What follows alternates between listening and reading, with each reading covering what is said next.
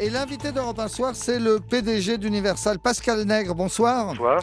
Merci d'être là pour nous aider à comprendre ce chiffre très étonnant qu'on a eu aujourd'hui. Le marché du disque que l'on croyait mourant à cause d'Internet, le marché du disque redresse la tête avec une progression de plus de 2% l'an dernier. Comment on peut l'expliquer ? Alors on peut l'expliquer pour plusieurs raisons. Je dirais que la musique a fait sa révolution dans le digital, dans le numérique. Et aujourd'hui, on assiste effectivement à une stagnation du marché et cela annonce, à mon avis, dans les années qui arrivent, une reprise. Alors la révolution digitale, c'est quoi ?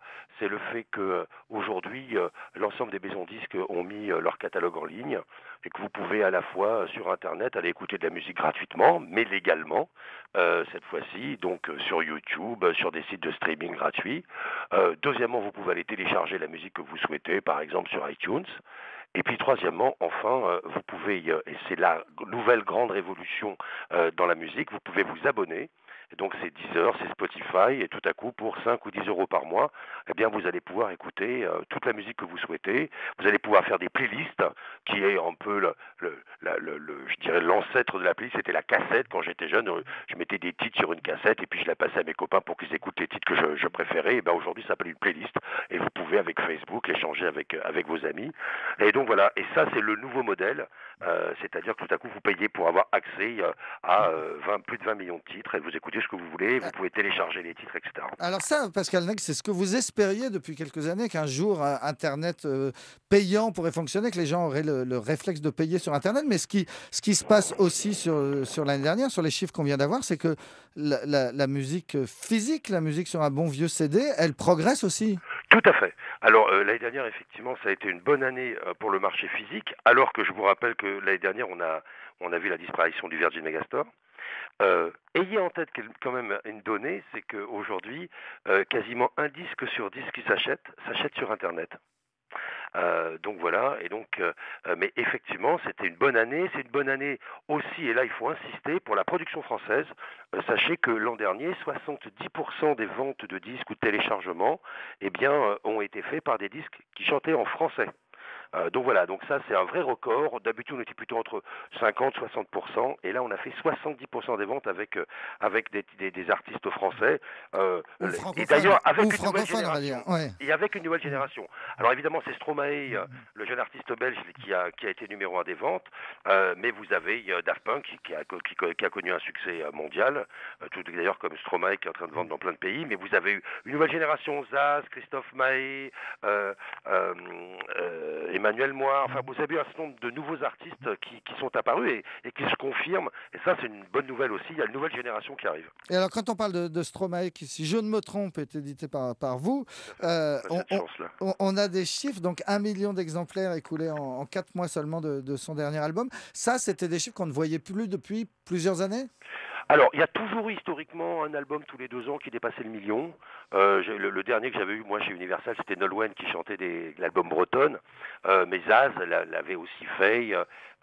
Mais Adele, l'artiste anglais, l'avait fait il y a 2 ans. Mais effectivement, c'était assez unique. Là, ce qui est assez exceptionnel, c'est qu'il atteint ce score en quelques mois. Donc, ça a été la rapidité. Et c'est vrai qu'on peut parler d'un phénomène Stromae. Mais vous voyez, un Maître Gims qui fait plus de 500 000 albums, un Daft Punk qui fait plus de 500 000 albums. C'est des bonnes nouvelles parce qu'on est sur une nouvelle génération. Et donc voilà, donc ça veut dire qu'il y a un vrai travail fait par l'ensemble de la filière pour découvrir, accompagner des talents qui ensuite rencontrent un public très large. Et qu'est-ce qu'on sait, Pascal Nègre, du téléchargement illégal, du téléchargement gratuit qui vous faisait si peur si longtemps ?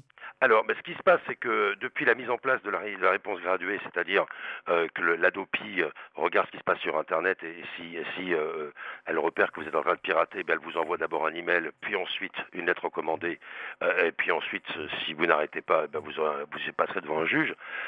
Ce que l'on pensait, nous, c'était que c'était totalement pédagogique, et la réalité, c'est que ça marche.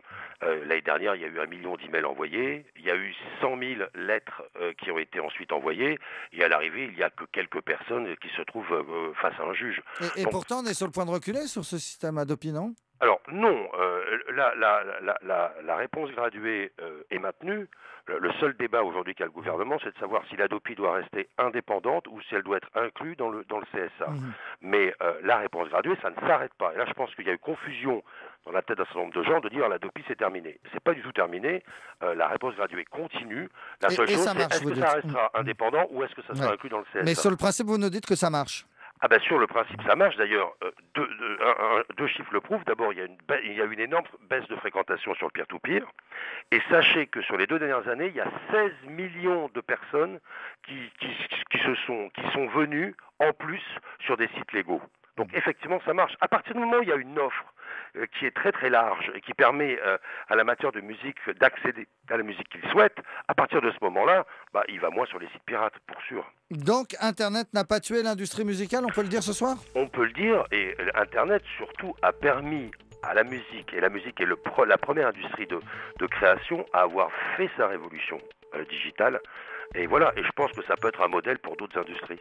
Espérons-le. Merci beaucoup. En ligne du Midem de Cannes, Pascal Nègre, le PDG d'Universal Music, qui était l'invité d'Europe Soir.